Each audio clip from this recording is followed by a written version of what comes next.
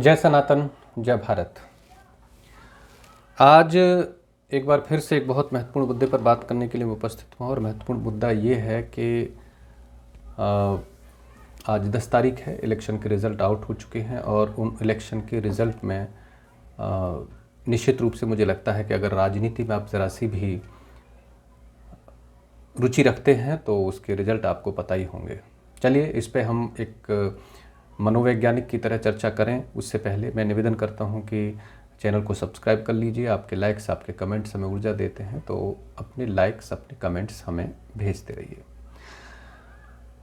Result के विषय में बहुत अधिक चर्चा करना मैं इसलिए भी उचित नहीं मानता हूं कि क्योंकि मतलब वो बात बीती हुई हो चुकी है, इतिहास की बात हो चुकी है।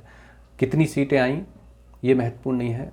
बीजेपी सत्ता में वापसी कर रही है, ये अच्छी बात है। मैं हालांकि भाजपा का कोई कार्यकर्ता नहीं हूँ, उसके लिए कोई प्रचार नहीं करता हूँ, या इसको ऐसे कह लीजिए कि मैं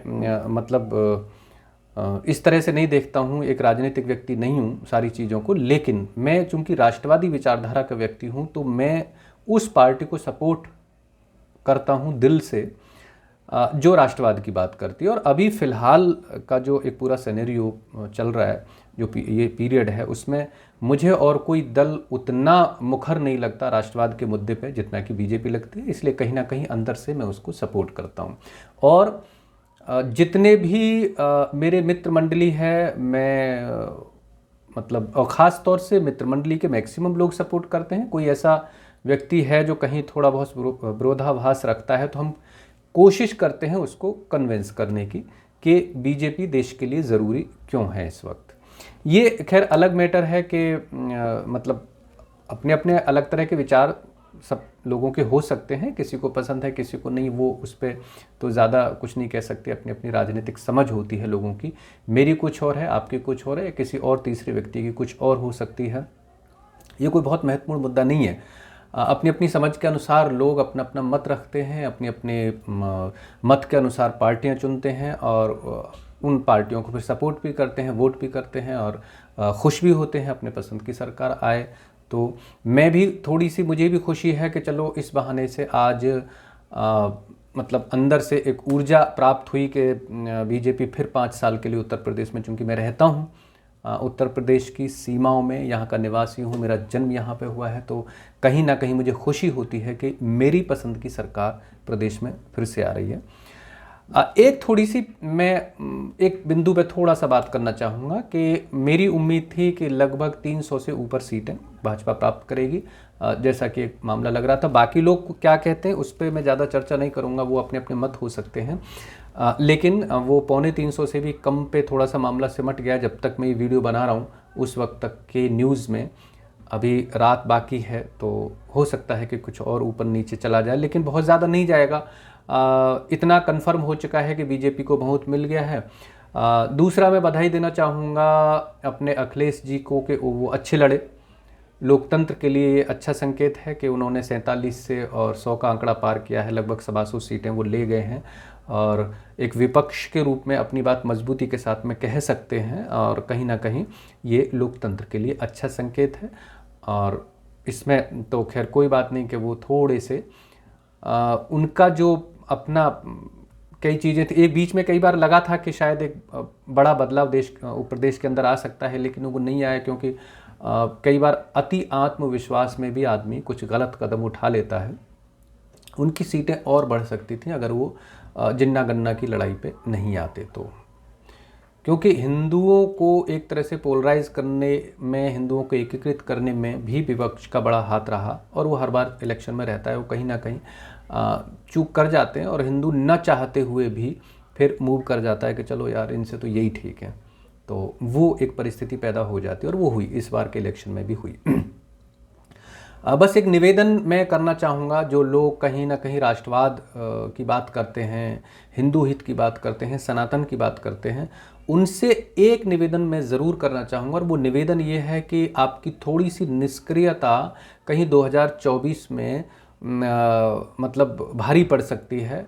और वो इसलिए मैं ये बात कह रहा हूँ कि जैसा कि मैंने शुरू में कहा कि मुझे उम्मीद थी कि ये आंकड़ा 300 के पार जाएगा और रह गया 250 से भी नीचे चला गया। और लगभग जो टैली और जो पूरा ग्राफ चल रहा है सीटों का, उसमें बीजेपी की सीटें 50 से कम हो गई। मतलब एक आंकड़ा है कि भाई 325 थी पिछले बार प्लस बीजेपी, और वो इस बार 225 से भी कम है, तो वो 50 से भी ज़्यादा का आंकड़ा नीचे आ गया है।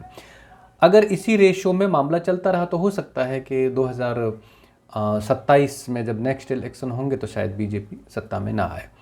और अभी उससे पहले 2024 में केंद्र के इलेक्शन है, जो हम चाहते हैं कि मोदी जी एक बार पुनः देश के प्रधानमंत्री बने।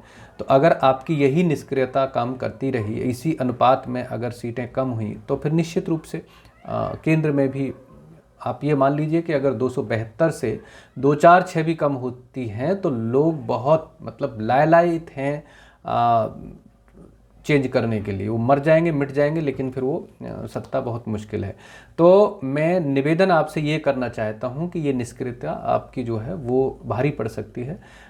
इस निष्क्रियता को थोड़ा सा त्यागिए। अगर वाकई में आप राष्ट्रवाद को मतलब जारी रखना चाहते हैं देश के अंदर, और कहीं ना कहीं मतलब उस पे काम करना चाहते हैं, उसको ताकत देना चाहते हैं, शक्ति देना चाहते हैं, तो थोड़ी सी इस निष्क्रियता को अपनी को त्याग के आप घर से निकलिए और लोगों को समझाइए, उन्हें सारी हकीकत बताइए कि भाजपा को वोट देने में क्या फ़ायदा और बाकी लोगों को वोट देने में क्या नुकसान है। ये हम सब की ड्यूटी है।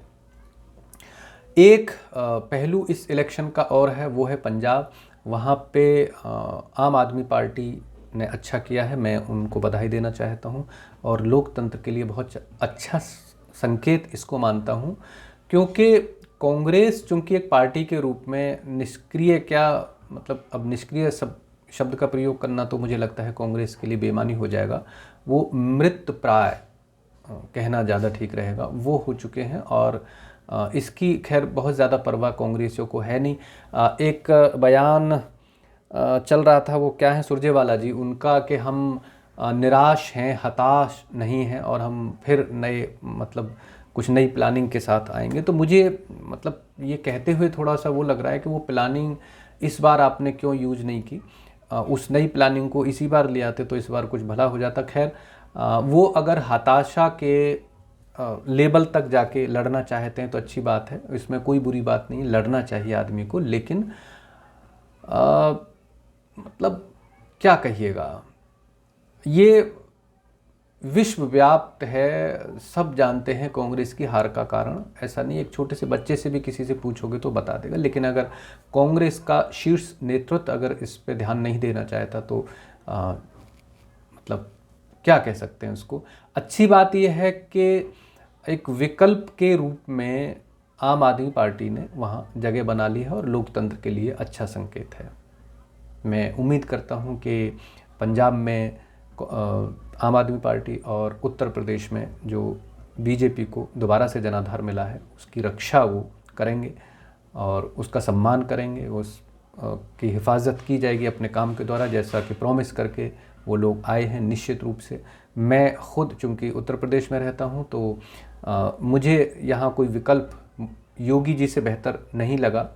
जो विकास का एक अपना मुद्दा हो सकता है, लेकिन मेरा मन होता है कि कहीं ना कहीं हिंदू हित की भी बात की जाए, क्योंकि पिछले आज़ादी से अब तक के समय में हिंदू जो है वो बहुत ठगा हुआ और बड़ा मतलब एक क्या कहें निकृष्ट प्राणी की तरह उसको देखा गया। मेरे अपने जीवन के अनुभव भी कुछ इस तरह के रहे।